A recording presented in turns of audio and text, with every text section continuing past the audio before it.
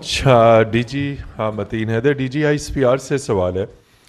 آج ہمیں آپ کی طرف سے اپڈیٹس مسلسل مل رہے ہیں اور ایک اپڈیٹ یہ ہے کہ پاک فوج نے اپنی جو ریگولر مشقیں وہ شروع کر دی ہے. ایئر فورس نے آلریڈی شروع کی ہوئی ہے. رات کے ہمیں وزیر اطلاعات کا بھی اسٹیٹمنٹ ملا جس میں یہ کہا گیا کہ اگلے 36 گھنٹے بھارت کی جانب سے حملے کے لیے انتہائی اہم ہیں.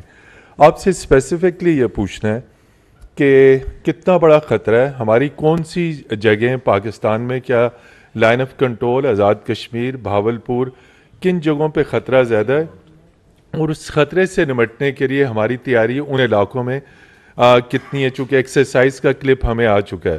اور ڈپٹی PM FM سے سوال ہے, ہمارا جو ڈپلومیٹک سٹاف نیو دلی سے آ رہا تھا ان کے ساتھ واگا بارڈر کے اوپر بہت بدسلوکی کی جا رہی ہے. ایک نوٹ بھی ہمیں فارن آفس کے گروپ میں اس حوالے سے ملا.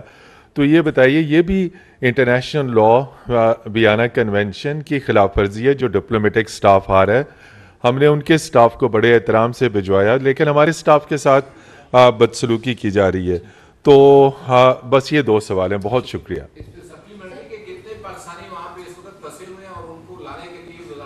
کیا کر رہی ہے یہ, میں نے جو اسپوکس پرسن ہے ان کو کویسچن چھوڑا ہوا ہے, اس کے اوپر رسپونڈ بھی نہیں کر رہی منسٹری. میرا خیال 3 ہو گیا, پھر آپ نیا سوال کر لیں. جہاں تک 24 سے 36 گھنٹے کا سوال ہے, یہ it was based on credible intel information. So we thought that it would be appropriate late night it should made public, and that's why the information minister gave this statement.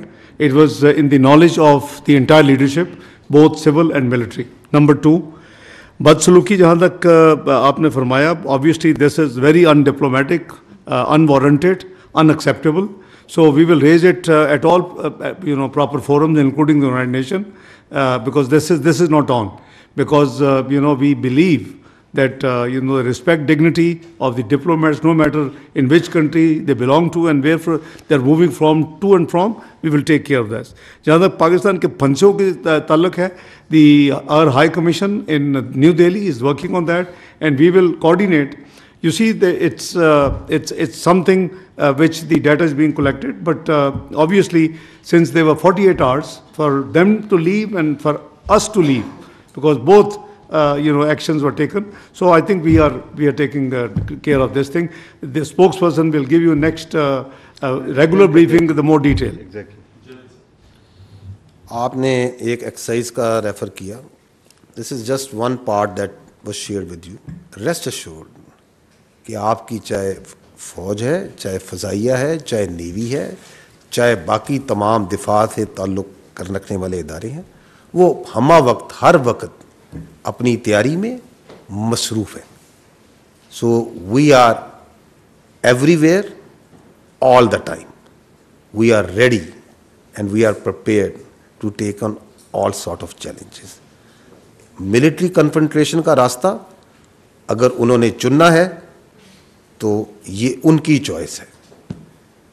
آگے یہ کدھر جاتا ہے یہ پھر ہماری چوائس ہے.